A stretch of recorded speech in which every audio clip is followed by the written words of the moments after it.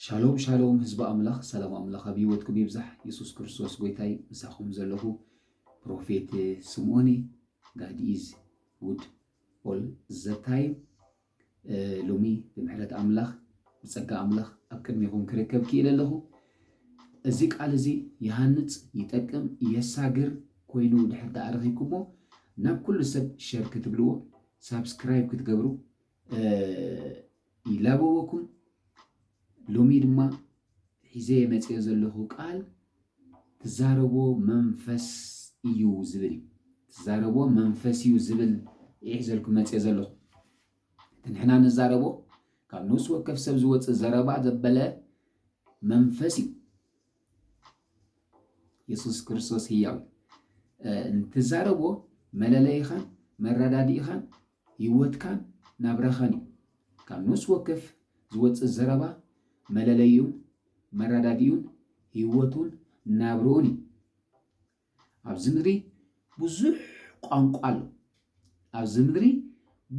ብዙሕ ዓይነት በብዓይነቱ ቋንቋ ኣሎ ኣብ ዝኾነ ቦታ ተጓዓዝ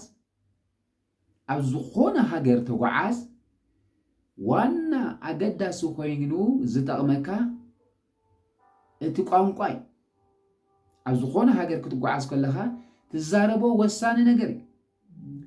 ትዛረቦ ክትጥቀመሉ ክትግልገለሉን ክትስርሓሉን ዝጠቕመካ እዩ ክትንቀሳቐስ ከለኻ ምስ ወከፍ ሃገር ክጠቕመካን ክትጥቀመሉን ክትግልገለሉን ክትስርሓሉን ዝጠቕመካ እዩ እዚ እንታይ እዩ እቲ ምድራዊ ቋንቋ ትዛረብ ዘለኹ ኣብ ዝኾነ ሃገር ክትጓዓዝ ከለኻ ክትጥቀመሉን ክትግልገለሉን ክትሰርሓሉን ዝጠቕመካ እቲ ቋንቋ ምስ ትኽእል ጥራይ ኢየሱስ ክርስቶስ ጎይታ እዩ ክብርና ኣምላኽ ይኹን ኣብዚ ዘፍጥረት ምዕራፍ 11 ዘሎ ሓንቲ ቃል ከነውፅእ እሞ ብኡ ክዛረብ ምዕራፍ 11 ዘፍጥረት ካብ ፍቕዲ ሓደ እንታይ ዝብል ቃል ኣሎ ኣብኡ ምድሪ ብዘላ ብሓደ ቋንቋ ብሓደ ንግግርን ነበረት ኮነ ድማ ናብ ምብራቕ ኣቢሎም ምስ ተጓዓዙ ኣብ ምድሪ ሲናር ጎልጎል ረኸቡ ኣብኡ ድማ ተቐመጡ ንሓድሕዶም ድማ ክላግዳ ጡብ ንስራሕ እሞ ብሓዊ ንድፈኖ ተባሃሉ እሞ ጡብ ኣክንዲ እምኒ ፀብርኻ ኣክንዲ ኖራ ኮነሎም ሽዑ ድማ ክላግዳ ኣብ ልዕሊ ገጽ ኩላ ምድሪ መንትፋሕ ከይንብልሲ ከተማ ርእሱ ሰማይ ዘጠንክር ግንቢ ንስራሕ ስምና ከዓ ነፀውዕ በሉ እግዚአብሔር ከዓ ነቲ ንደቂ ሰብ ዝሰርሕዎ ዝነበሩ ከተማ ግንብን ክርኢ ወረደ እግዚአብሔር ድማ እነሆ ኩላቶም ሓደ ዝዘረብኦም ሓደ ህዝቢ እዮም መጀመርታ ግብሮም ከዓ እዚ እዩ ሕጂ ድማ ክገብርዎ ኢሎም ዝህቅንዎ ዘበለ ዝኽልክሎም የልቦም እምበኣር ማንም ንዘረባ ብፃዩ ምእንቲ ከይሰምዕ ንዑ ንውረድ ኣብኡ ከዓ ዘረብኦም ንደባልቕ በለ እግዚአብሔር ድማ ካብኡ ናብ ልዕሊ ገጽ ኩላ ምድሪ ፋሕ ኣበሎም ምስራሕ እታ ከተማ ከዓ ገደፉ እግዚአብሔር ኣብ ቋንቋ ምድሪ ፋሕ ስለ ዘበለ ስም እታ ከተማ ባብኤል ተባሃለ ካብኣ እግዚአብሔር ናብ ልዕሊ ገጽ ኩላ ምድሪ በተኖ ኢየሱስ ክርስቶስ ጎይታ እዩ ኣብዚ እንታይ ዝነግረና ዘሎ ምድሪ ብምልእታ ሓደ ዓይነት ቋንቋ ትዛረብ ከም ዝነበረት ሓደ ዘረባ ይዛረቡ ከም ዝነበሩ ነገር ግን እንታይ ኢሎም መታንፋሕ ከይንብልሲ ከተማ ንስራሕ ከተማ ርእሱ ሰማይ ዘጠንክር ግንቢ ንስራሕ ናብ ኩሉ ፋሕ መሪኣት ናብ ኩሉ መሬት ፋሕ መታን ከይንብል ይብልሎ ስምና ድማ ነፀውዕ ኢሎም ማለት እግዚአብሔር ግን እንታይ ብሎም ኣሎ እግዚአብሔር እንታይ ኢሎም ኣብዚ እንትሕሪልና ብጣዕሚ ዘገርም እግዚአብሔር ካ እነሆ ኩሎም ሓደ ዝዘረብዎም ኢሉ ሓደ ዝዘረብዎም ሓደ ህዝቢ እዮም መጀመርታ ግብሮም ካ እዚ እዩ ሕጂ ድማ ክገብርዎ ኢሎም ዝህቅንዎ ዘበለ ዝኽልክሎም የልቦን እዞም ሰባት እዚኦም ሓደ ዘረባ እዩ ዘለዎም ሓደ ቋንቋ እዩ ዘለዎም ሓደ ህዝቢ እዮም ነቲ ድሓሰብዎ ዝኽልክሎም የለን ይብላ ኣሎ እግዚአብሔር ነገር ግን እንታይ ይብላ ኣሎ ንዑ ንውረድ ቋንቋኦም ድማ ንደባልቕ ኢሉ ካብዚ ሓሲቦምዎ ዘለዉ ምህናፅ ካብዚ ሓሲቦምዎ ዘለዉ ግንቢ ንምስራሕ ክቋረፁላ ክኽልከሉላ ዝኽእሉ መንገዲ እንታይ ይብላ ኣሎ ቋንቋኦም ንደባልቕ ይብላ ኣሎ ቋንቋኦም مستدابالق ጥራዮም እዚ መዲቦሞ ዘለው ክቋረጽ ዝኽእል ይዝብዘሉ ከይዱ ቋንቋ ምዝደባለቀ ነቲ ህንፃ ነቲ ድመደብዎ ግንቢ ክሰርሑ ኣይካሉ ምክንያቱ በብዓይነቱ ቋንቋ ስለ ዝገበረ ቋንቋም ስለ ዝተደባለቀ ክሰርሑ ኣይከለን እዮም ከሃንጹ ኣይከለን እዮም እቲ ዝሓሰብዎ ክፍጸም ኣይከለን እዩ ምክንያቱ ሓቢሮም ስለ ዝሰርሑ ክሰማምዑ ኣለዎም ኣብ ቋንቋ ክረዳድኡ ኣለዎም ጂ ከመይ ማለት እዩ ሕፃም ጻለይ ድሕሪ ኢልዎ ኮይኑ እቲ ሕፃም ጻለይ ዝብሎ ዘሎ ክሰምዖ ክኽእል ኣለዎ ሕፃም ጻለይ ኢልዎ ባዴላ ከም ጻሉ ይኽእል እዩ ምክንያቱ ነንበይኑ ቋንቋ ስለ ዘሎ ማለት በኣ ምክንያት ፋሕ ከም ዝበሉ ይነግረና ሕጂ ድማ ኣብ መንፈሳዊ ዓለም ድማ ክልተ መንፈሳዊ ዓለም ነንበይኑ ዝኾነ ቋንቋ ኣሎ ኢየሱስ ክርስቶስ ጎይታ እዩ እዞም ክልተ መንፈሳዊ ቋንቋ ናይ እግዚአብሔር መንግስትን ናይ ሰይጣን መንግስትን እዮም እዞም ክልተ መንግስቲ ቋንቋኦም ንኽዝርግሑ ዝጥቀምሉ ሰብ እዩ እዞም ክልተ መንግስቲ ነናቶም ቋንቋ ኣለዎም ነናቶም መራዳድኢ ኣለዎም ንዚ ንክዝርግሑሉ ድማ ዝጥቀምሉ ሰብ እዩ ሰይጣን ናቱ ቋንቋ ኣለዎ ኣምላኽ ናቱ ቋንቋ ኣለዎ ንዚ ነቲ ናቶም ዘረባ ነቲ ናቶም ቋንቋ ክዝርጋሕ ዝጥቀምሉ ድማ ሰብ እዩ እዞም ክልተ መንግስቲ ኣንጻር እግዚአብሔር ዝዛረቦን ሰይጣን ዝዛረቦን ኣይሰማምዑን እዮም ሰይጣን ሓሶት ሞት ቅኒ ጻልማት ክኸውን ከሎ እግዚአብሔር ድማ ብርሃን ሓቂ ህይወት በረኸት እዩ እና እዚኦም ዝጥቀምሉ ግን እንታይ ንብለና ብሰባት እዩ ኢየሱስ ክርስቶስ ህያው ኣብቲ መጀመርያ ፍጥረት ዘፍጥረት ከይድና ድሕር ርኢናዮ ኮይና ሰይጣን ነቲ ድዛረቦ ዝነበረ ዘረባ ሄዋን ስለ ድሰማዓቶ ነቲ ዘረባ ስለ ዝሓበረቶ ነቲ ቋንቋ ስለ ዝሓበረቶ ፍጥረት ብምልኡ ናይ መን ወራሲ ኮይኑ ናይ መን ተዛራቢ ኮይኑ ናይ መን ገላፂ ኮይኑ ናይ ሰይጣን ሕጂ ድማ ንሕና ብክርስቶስ ዘለና ኢየሱስ ክርስቶስ ጎይታ ብክርስቶስ ዘለና ከምቲ መጀመርያ ሰይጣን ንኣዳም ዝተዛሪቡ ደስሓታ ሕጂ ድማ ናብቲ መንግስቲ ኣምላኽ ክንኣቱ ከለና ተዛሪብና ኢና ሕጂ እቲ ንዛረቦ ዘለና መንፈሳዊ ዘረባ እዩ ሮሜ ከተውፅለይ ትኽእሉ ኢኹም ምዕራፍ 10 ዘሎ ቃል ሮሜ 10 ኢየሱስ ክርስቶስ ጎይታ እዩ ሮሜ 10 መውፅለይ ሮሜ 10 ካብ 9 ተዘይተጋጊ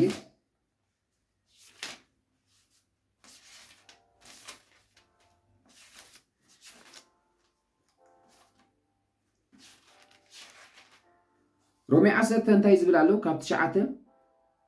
እቲ ጽሑፍ ብኡ ዝኣምን ዘበለ ኣይሓፍርን ይብል እሞ ሰብ ብልቡ ኣሚኑ ይጸድቕ ብኣፉ ተኣሚኑ እውን ይድሕን እዩ ስለዚ ብኣፍካ ኢየሱስ ጎይታ ምዃኑ እንተነገርካ ብልብኻ እውን ካብ ኣምላኽ ካብ ሙታት ከም ዘተንስኦ እንተኣመንካ ክድሕን ኢኻ እዩ ኣብዚ ንኽድሕን ዋና ኮይኑ ዘሎ ኣሚንካ ዝተዛረብካ እዩ ሰብ ብልቡ ኣሚኑ ይጸድቕ ብኣፉ መስኪሩ ድማ ይድሕን እዩ ክድሕን ዝገበረካ ናይ ኣምላኽ ክትከውን ዝገበረካ ናይ ዘለዓለም ህይወት ወሪስካ መንፈሱ ኣባኻ ንኽቕመጥ ዝገበረካ እቲ አንደበትካ ስለ ዝተዛረበይ ኢየሱስ ክርስቶስ ንዓይ ክብል ተሰቒሉ ኢየሱስ ክርስቶስ ንዓይ ክብል ሞይቱ ኢየሱስ ክርስቶስ ንዓይ ክብል ብሳሰይቲ መዓልቲ ተንስኡ ምስ በልካሲ ህያው ኮንካ ማለት እዩ ነገር ግን እንታይ እዩ ከይተዛረብካ ህያው ኣይኮንካ ሎሚ ድማ ትዛረቦ ኣይተፍን እዩ ትዛረቦ ይበቁል እዩ እዚ ተረዲና ከምቲ መጀመርያ ናብዛ መንግስቲ ብርሃን ክንኣቱ ከለና ተዛሪብና ብልቡ ኣሚኑ ይጸድቕ በአፉ መስኪሩ ይድሕን እዩ በአፍካ መስኪርካ ከም ዝድሓንካ ሕጂ ድማ እቲ ተቐሚጥካዮ ዘለኻ መንግስቲ ናቱ ቋንቋ ናቱ ንግግር ክሳብ ዘይሓስካዮ መንጎ ዝበሃል የለ ኢየሱስ ክርስቶስ ጌታዬ መናቱ ኣብዚ እንታይ ብላሎ በአፍካ መስኪርካ ትድሕን እዩ ሕጂ ድማ በአፍካ ብትዛረቦ ብሙሉእ ናይ መንግስትኻ ዘበለ ኣብ ቤትካ በቂሉ ክትርእኻ ኣብ ሓዳርካ በቂሉ ክትርእኻ ኣብ ስራሕካ በቂሉ ክትርእኻ ኣብ ኣገልግሎትካ በቂሉ ክትርእኻ ማለት ነገር ግን ናይ መንግስትኻ ኣለሊኻ ክትዛረብ ግን ናትካ ግደይ ኣብዚ ክትድሕን ዝገበረካ ዝብለካ ዘሎ በአፉ መስኪሩ ብልቡ ኣሚኑ ይጸድቕ በአፉ መስኪሩ ይድሕን ተድሕነካ ዘላ ተዛሪብካ ኢኻ ሎሚ ድማ ክትዛረቦ ዝግባእካ ትዛረቦ ዘለኻ ኣለሊኻ ክትንቃሳቐስ ዋና ነገር ናይ መንግስትኻ ክትዛረብ ኣብ ቤትካ ይኹን ኣብ ሓዳርካ ይኹን ኣብ ወለዶ ይኹን ኣብ ሕዋትካ ይኹን እትዛረቦ ዘበለ ናይ መንግስትኻ ክሳብ ዘይኮነ ዋጋ ከኽፍለኪ ኢየሱስ ክርስቶስ ህያው ብጣዕሚ መጽሐፍ ቅዱስ ክዛረብ ከሎ ሞትን ህይወትን ኣብ ስልጣን እንታይ ኣሎ ኢሉ ሞትን ህይወትን ኣብ ስልጣን መላሓስ ኣሎ እቲ ዘፍቅራ ድማ እንታይ ኢሉ ፍርያ ክበልዕ ኢሉ እንጂ ስልጣን ዝተዋሂቡ ኣሎ ሞት ክትዛረብን ህይወት ክትዛረብን ስንመን ተዋሂቡ ኣሎ ንመን ንኣንደበትካ ተዋሂቡ ኣሎ እቲ ዘፍቅራ ድማ ፍርያ ክበልዕ ኢሉ ኦኬ ሕጂ እንታይ ይዛረብ ዘሎ እዚ መንፈሳዊ ነገር ይዛረብ ዘሎ ህይወት መንፈሳዊ ሞት ድማ መንፈሳዊ ሎሚ ካብ አንደበትካ ብዝወፅእ ዘበለ ኣብ ቤትካ ይኹን ኣብ ሓዳርካ ይኹን ኣብ ስራሕካ ይኹን ኩሉ ግዜ ናይቲ ተወሊድካሉ ዘለኻ መንግስቲ ናይቲ ተቐሚጥካዮ ዘለኻ መንግስቲ ክትዛረብ ክሳብ ዘይከኣልካ ዋጋ ከኽፍለካ ሎሚ እስከ ኣብ ቤትና ንዘርኦ ይኹን ኣብ ሕዋትና ንዘርኦ ይኹን ኣብ ኣገልግሎትና እንዘርኦ ይኹን ቃልሲ ናይ መን መንግስቲ ትዛረብ ኣለኻ ሎሚ ካህንፅ እንተኮይነ ከም ተዓንቶ ይዝራንያ ባቢሎን ሲ እንታይ ኮይና ዘይተሃነፀ ድሕሪልናስ ቋንቋም ዝተደለ ተባለቐ ሎሚ ቤተይ ካህንፅ እንተኮይነ ሎሚ ወለዶ ካህንፅ እንተኮይነ ሎሚ ንወለዶ ክትርፍ እንተኮይነ መጀመርያ ካብ ኣፈይ ዝወፅእ ቃል ክጥንቀቐሉን ክሓስበሉን ናይ መን መንግስቲ የትዛረብ ዘለኹ ኢለ ብደንቢ ክርድኦን ኣለኒ ክሳብ ዘረባይ ዘይተስተኻኸለ ክሳብ አንደበተይ ንመን ይጠቅም ኣለኹ ንመን ይሃንፅ ኣለኹ ክሳብ ዘይተረዳእካ ንሓውኻ ቀታሊ ኾንካ ትርከብ ንወለዶ ቀታሊ ኾንካ ትርከብ ኢየሱስ ክርስቶስ ጎይታ እዩ ክብርና ኣምላኽ ይኹን ምክንያቱ ብጣዕሚ ዘገርም ጠንቋልን ድሕሪናዮ መንግስቱ ስለ ዝፈልጥ ናይ መንግስቱ ጥራይ ይትዛረብ ናይ መንግስቱ ይትዛረብ ብጣዕሚ ራይዎ ማዕረ ክንደይ እቲ ንዛረቦ መንፈስ ምዃኑ ራይዎ ጠንቋሊ ይዛረብ እዩ ምዉት መንፈስ ሒዙ ይዛረብ ናይቲ ምዉት መንፈስ መገለጫ እዩ ከም ተዓንቶ ወይ ዝበልክዎ ሰብ ናይዞም ክልተ እዚኦም መገለጫ እዩ ናይዞም ክልተ መንግስቲ መገለጫ እዩ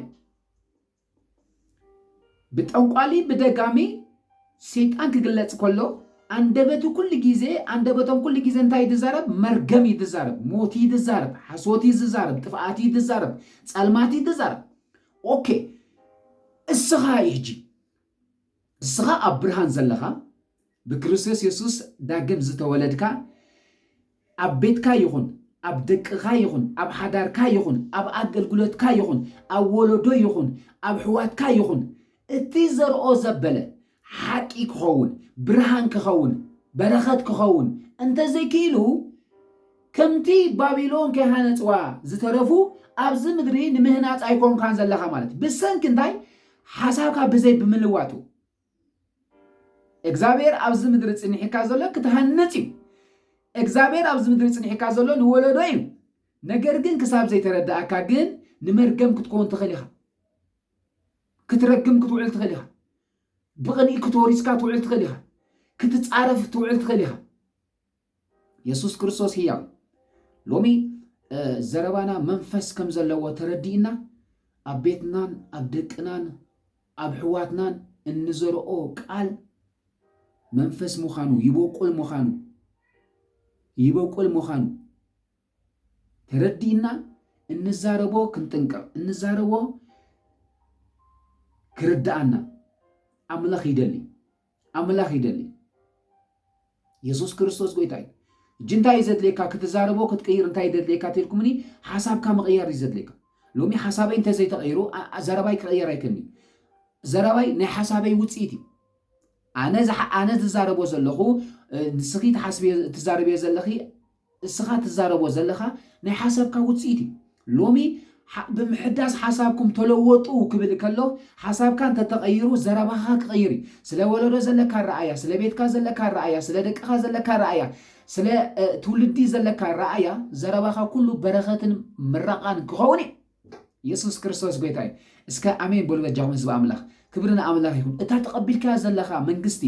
ብርሃን ዝኾነት መንግስቲ ስለ ዝኾነ ካብ አንደበትካ ብርሃን ዝኾነ ዘረባ ክዝረብ ይግቦይ ኣብ ሓዳርካ ብርሃን ክዝረብ ኣብ ስራሕካ ብርሃን ክዝረብ ኣብ ኣገልግሎትካ ብርሃን ክዝረብ ይግቦይ የስ ኣነ ዝከናወነለይ ሰበ ኣነ ዝሳለጠለይ ሰበ ኣነ ዝቃናዓለይ ሰበ የስ ምክንዋን ናተዩ ምቅናዕ ናተዩ እንዳበልካ በረኸት ናተዩ ዓወት ናተዩ እንዳበልካ ኩሉ ግዜ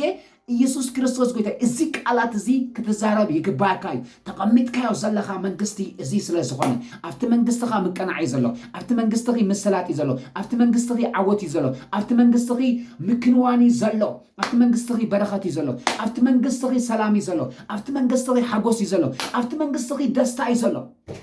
የስ ሎማ ኣንቲ ትስኢልካ የስ ኣነ ዝካናወነለይ ሰበ ኣነ ዝቃናዓለይ ሰበ ኩሉ ሰብ ስራሕ ሲኢነ ክብል ከሎ ኖ ኣነ ዝሰልጣለይ ሰበ ኣነ ስራሕ ዝረክብ ሰበ ኣነ ዝካናወነለይ ሰበ ኣነ ዝቃናዓለይ ሰበ ኣነ ንወለዶ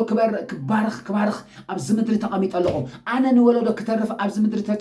ተሪፈ ኣለኹ ኢየሱስ ክርስቶስ ጎይታ እዩ ዋው ማሃዲላ ባርዲና ናማክራዳ ላባ ኣዲኒ ኣነ ክዛረብ ከለኹ ዝባርኽ ሰብ ኣለኹ ኣነ ክዛረብ ከለኹ ሃሌሉያ ዝልወጥ ሰብ ኣለኹ ኣነ ክዛረብ ከለኹ ኦማካ ዝሳለጠሉ ሰብ ኣሎ የስ ኢልካ ኩሉ ግዜ ናይ ስልጣን ናይ በረኸት ናይ ብርሃን ናይ ሓቂ ዘለዎ ካብ አንደበትና ክወፅእ ይግብኦ የስ ሎሚ ስለ ሕዋትና ዘለና ኣረኣያ ብጣዕሚ ክስተኻኸል ኣለዎ ኣብ